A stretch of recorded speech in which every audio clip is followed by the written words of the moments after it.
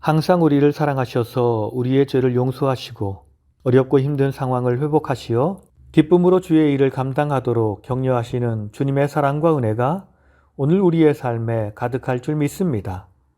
오늘은 예레미야 15장과 16장의 말씀을 통독합니다. 15장, 힘들어하는 예레미야를 격려하시다. 첫 번째는 15장 10절부터 21절, 핍박받는 선지자의 탄원과 여호와의 격려. 10절, 사역 때문에 핍박받는 예레미야의 한탄. 나는 세상과 다투는 자로 태어났도다. 11절, 여호와께서 격려하시며 핍박자를 심판하신다고 하시다. 내가 너를 강하게 할 것이며 복받게 할 것이라. 12절부터 14절, 선지자를 핍박하는 유다 백성들은 심판을 받으리라. 북방의 철과 놋을 가진 민족이 쳐들어와 너의 모든 것을 빼앗아가리라. 내 원수가 너희를 포로로 잡아가리라.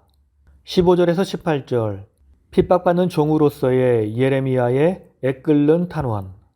주는 나를 기억하시며 나를 박해하는 자에게 보복하옵소서. 내가 주를 위하여 부끄러움을 당하고 있습니다. 내가 주의 말씀을 얻어먹었사오니 주의 말씀은 내게 기쁨과 내 마음의 즐거움입니다. 그런데 나는 세상에 홀로 서 있습니다. 나의 고통이 계속되며 상처는 중하여 낫지 않습니다. 주는 내게 물이 말라서 속이는 시내 같으십니다. 이스라엘은 우기에는 시내가 되지만 건기에는 땅으로 변하는 지역이 많이 있었습니다. 이것을 예레미야는 물이 말라서 속이는 시내라고 표현합니다. 하나님의 은혜로 무엇인가 될 것 같았는데 그 은혜가 곧 사라져버린다라는 것으로 하나님을 기다려도 응답되지 않는 자신의 상태를 표현하고 있습니다. 주님을 향한 원망의 말이라기보다는 자신의 상황을 간절한 마음으로 주께 호소하는 것입니다. 19절에서 21절, 여호와의 격려와 구원 약속. 여호와께서 예레미야를 격려하십니다. 내가 만일 돌아오면 내가 너를 다시 이끌어 내 앞에 세울 것이라. 헛된 것을 버리고 귀한 것을 말한다면 너는 나의 입이 될 것이라. 내가 너로 이 백성 앞에 견고한 놋 성벽이 되게 하리라. 악한 자의 손에서 구원하리라. 16장, 하나님의 심판과 회복 예언. 16장 1절에서 9절, 세 가지 상징적 금지 명령을 통해 유다 심판을 예언하시다. 1절에서 4절, 결혼 및 출산 금지 명령과 그 이유. 1절과 2절, 너는 아내를 맞이하지 말고 자녀를 두지 말라. 3절과 4절, 부모가 죽어도 자식이 슬퍼하지 않고 칼과 기근에 망하고 그 시체는 짐승의 밥이 되리라. 5절에서 7절, 상가 방문 및 애국 금지 명령과 그 이유. 초상집에 들어가지 말라. 그들을 위하여 애곡하지 말라. 내가 이 백성에게서 평강을 빼앗으며 인자와 사랑을 제함이라. 모든 자가 이 땅에서 죽으리니 그들이 매장되지 못할 것이라. 죽음을 애도하는 자가 없을 것이라. 8절에서 9절, 잔치집 방문 및 식사 금지 명령과 그 이유. 잔치집에 들어가지 말라. 그들과 함께 먹고 마시지 말라. 기뻐하는 소리, 즐거워하는 소리를 내가 이 시대에 이곳에서 끊어지게 하리라. 두 번째, 16장 10절부터 15절, 유다 심판의 이유와 심판 이후. 심판 이후 은혜에 근거한 회복 약속. 10절, 유다 백성들의 심판의 근거가 무엇입니까? 11에서 13절, 유다의 핵심 죄목을 말하며 주의 은혜가 없을 것을 말하다. 너희 조상들이 나를 버리고 우상을 섬겼기 때문이라. 내가 순종하지 아니하였도다. 너희는 이방 땅으로 옮겨지리라.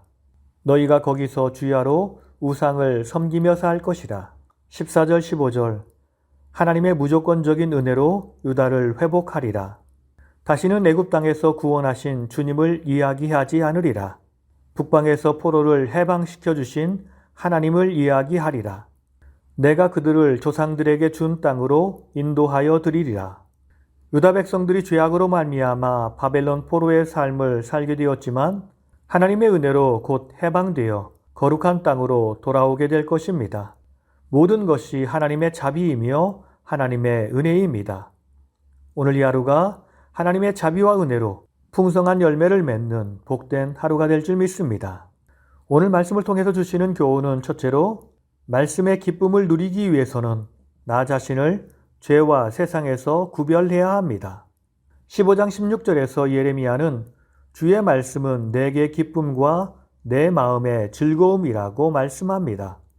그런데 17절 말씀을 보면 내가 기뻐하는 자의 모임 가운데 앉지 아니하며 즐거워하지도 아니하고 주의 손에 붙들려 홀로 앉았다라고 말씀합니다.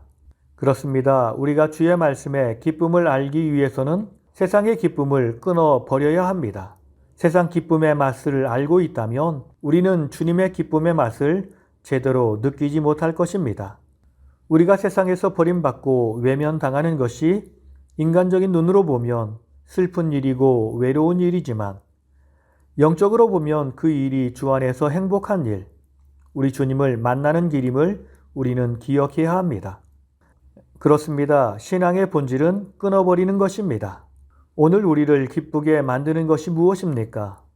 세상 일이며 세상의 부귀이며 영화입니까? 아니면 주의 말씀 안에 사는 삶입니까? 우리도 세상과 떨어져 살아 참된 주의 기쁨을 누리는 주의 백성이 되어야 하겠습니다. 두 번째, 무슨 말씀이든 순종하는 자가 하나님의 종입니다. 16장 2절의 말씀을 보면 하나님은 예레미야에게 이해할 수 없는 명령을 내리십니다. 너는 이 땅에서 아내를 맞이하지 말며 자녀를 두지 말지니라. 결혼을 금하신 것입니다. 결혼은 하나님께서 인간에게 부여하신 권리이며 축복입니다. 두 사람이 결혼하여 생육하고 번성하게 되는 것이 하나님의 뜻입니다. 그런데 하나님이 예레미야에게 이것을 금하십니다. 그 이유는 모든 자가 다 죄에 빠져 살기 때문입니다. 결혼하여 자녀를 낳는 것이 하나님의 자녀를 증가시키는 것이 아니라 악한 자를 증가시키는 일이 될 수 있다는 말씀입니다. 이 세상이 얼마나 악한지를 상징적으로 보여줍니다. 예레미야는 이해할 수 없는 하나님의 명령 앞에 어떤 행동을 보였을까요? 그렇습니다. 하나님의 자녀는 주의 말씀에 무조건 순종해야 합니다. 복종해야 합니다. 이것이 하나님의 뜻입니다. 하나님이 우리에게 요구하는 삶입니다. 이것을 통해서 하나님의 심판으로 이 세상이 멸망할 것을 선포하는 것입니다. 이 세상은 하나님의 심판이 예비된 곳입니다. 그런 이 세상에서 우리는 쾌락을 즐기는 삶이 아닌 절제하는 삶, 세상과 구별된 삶을 통해 이 세상에 주의 심판의 임박성을 선포해야 합니다. 오늘 이 하루가 세상에 이끌려 사는 것이 아니라 세상과는 조금 떨어지고 주님과 가까워지는 복된 날이 되길 예수님의 이름으로 간절히 축원합니다. 다 함께 기도하시겠습니다. 진실로 우리를 사랑하셔서 주님 곁으로 우리를 부르시는 주님, 우리가 주님의 부르심에 응답하며 나아가길 원합니다. 세상을 사랑하며 그 길로 나아가는 것이 아니라 세상에서 외면받고 버림을 받는 길, 오직 주님께만 칭찬받고 인정받는 길을 가길 원합니다.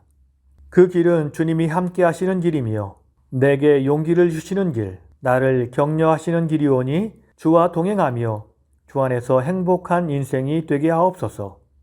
주님, 내가 주의 말씀을 생명처럼 여기며 살길 기도합니다. 주님의 말씀이 내 생각과 다르다 할지라도 내 생각을 고집하는 것이 아니라 먼저 주님의 말씀에 순종하며 주님의 뜻을 이루어 가길 원합니다. 모든 믿음의 역사는 순종으로 완성되었사오니 오늘 내가 말씀에 순종하는 삶을 통해서 주님의 온전한 뜻을 이루어 가게 하옵소서. 이 땅에 주의 살아계심을 선포하는 놀라운 역사가 나타나도록 주여 이끌어 주시옵소서. 주여, 내가 이 어두워져 가는 세상에 주님의 빛을 들고 빛을 비추는 사람이 되길 원합니다. 복음의 빛, 생명의 빛, 은혜의 빛을 들고 담대히 서서 주님의 살아계심을 선포하며 살게 하옵소서. 오늘 또 우리와 함께 하시며 나를 통해 역사하시는 예수님의 이름으로 기도드립니다. 아멘.